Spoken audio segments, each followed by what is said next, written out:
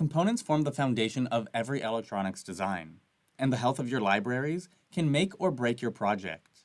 With library health in Altium 365, you'll always be on top of the well-being of your components with automatic checks for obsolescence, stock issues, footprint and symbol design errors, and more.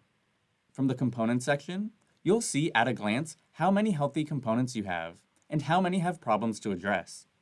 You can refine the library health check even further, whether that's viewing the health of every component in your Altium 365 library, or just components used in your current projects.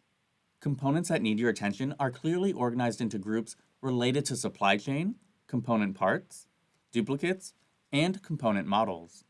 Selecting a specific issue type will show all of the components that need your attention. From this view, you can see the properties of each part, understand the issue in more detail, and know exactly which projects are affected.